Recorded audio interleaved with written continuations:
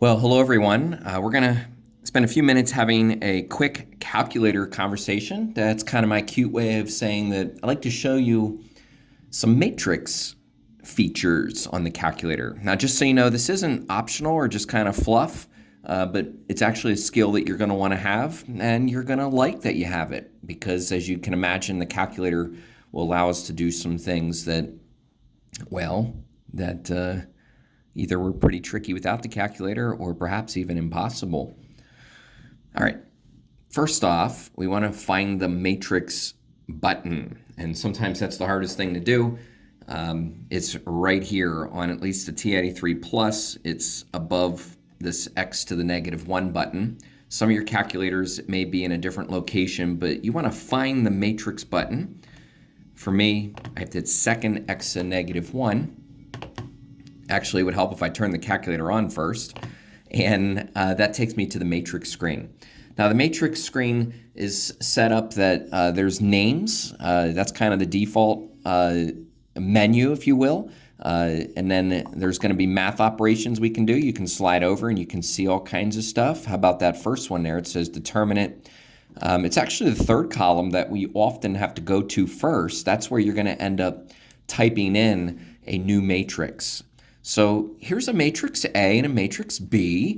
Why don't we go over to edit and get some things set up. Now, this is a 2x2 matrix. That is, matrix A is a 2x2. So I'll get those dimensions put in.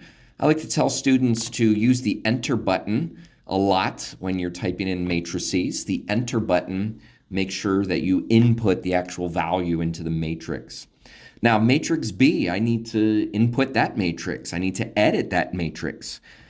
There's no back button on the calculator. Instead, I have to go back through the same calculator commands. I need to hit the matrix button, slide over to edit, and uh-oh, I made a pretty common mistake. You see, I forgot to move down to matrix B. Otherwise, I'm just going to end up editing the same matrix A. So I'm going to go over to edit, but then I'm going to go down to matrix B. Now, when I hit enter, I get a brand new matrix that has 2 rows and 3 columns. Careful, it's a 3x2. And I'm going to edit, I'm going to input my 6 entries. So we got matrix A and matrix B in the calculator. Why don't we do something with them? Why don't we multiply A times B? Now, to multiply A times B, or that is to do any multiplication, you always do that back on the home screen. So what I did was I hit quit, so that I can get my cursor back on the home screen, only to now go back to the matrix names menu and find matrix A times matrix B. And I'm going to get my home screen to basically say A times B, and bada bing, bada bang, it multiplies row times column of those entries. You want to see if you can do B times A? Your cursor's already on the home screen. B times A. You want to find B. You want to find A. What's that you say? You're getting an error. You're getting a dimension mismatch. Well, of course you're getting a dimension mismatch, kids, because what is true about matrix B? Matrix B is a 2x2, or excuse me, is a 2x3. Matrix A is a 2x2. It looks like that you can't multiply when those inner numbers are different. So you can't commute, you can't change the order necessarily and end up getting an equivalent multiplication problem. What else can we do? How about the determinant? The determinant of matrix A. Now, just to be clear here, matrix A, it was already 7, 5, 3, 2. So I need to go back to the home screen so that I can now go into the matrix math menu and select that determinant command. I want to do the determinant of matrix A.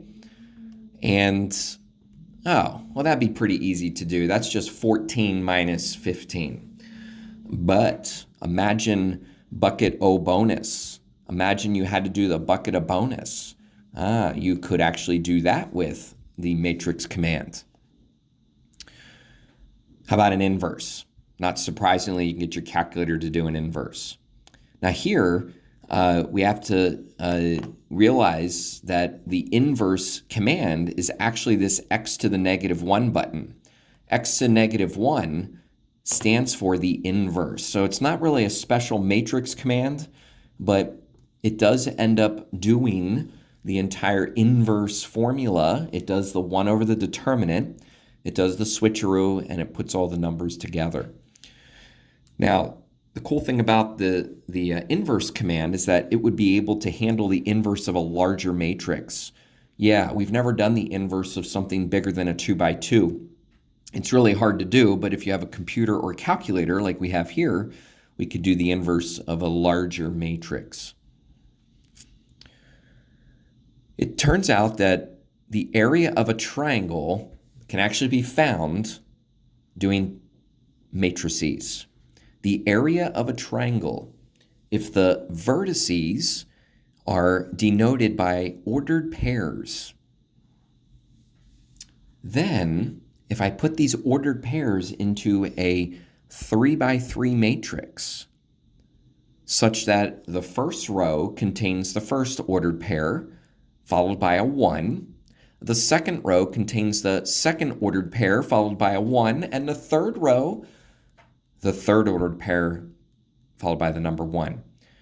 Well, do you see those vertical bars around those 9 numbers? That stands for determinant. That's right, I can do the determinant of a 3 by 3. And if you multiply it by either a half or -1/2, you will end up with the area. Let's try it, okay? If you have some questions, let's try it. Here's a make-believe triangle with some supposed ordered pairs. I would guess you might be wondering, what about the order of the ordered pairs? In other words, which one should be first, second, or third? Well, it doesn't matter. It doesn't matter. Pretend that I think that 2, 5 is going to be my first ordered pair. Pretend that I think that -2, -1 is going to be my second ordered pair. And then 6, 2. Notice that I am putting the number 1 into that third row. Check that third column every time. Okay, so I got my 9 numbers in here. I'm going to do the determinant. Got to go back to the home screen, right? I'm going to do the determinant of this 3 by 3. And I end up with 36. Now remember, 36 cut in half is going to end up being my area. Now, if you put those numbers in a different order, just in case anybody tried it differently, I want to make sure that you get the gist here. So I'm just going to change the first one with the second one. So I switched my first 2 rows, and I'm going to do the determinant of A. That ends up being -36. Well, then I would just cut it in -1/2 because area always has to be positive. So that's pretty cool. You can use a 3 by 3 matrix to find the area of a triangle. Okay, now that's just one little application of matrices, but now you're going to want to take a look at that Matrix Thinker assignment. And of course, stay tuned because the next time we're together, I will be showing you another application, ultimately the real application of how matrices can be used to help you solve a system.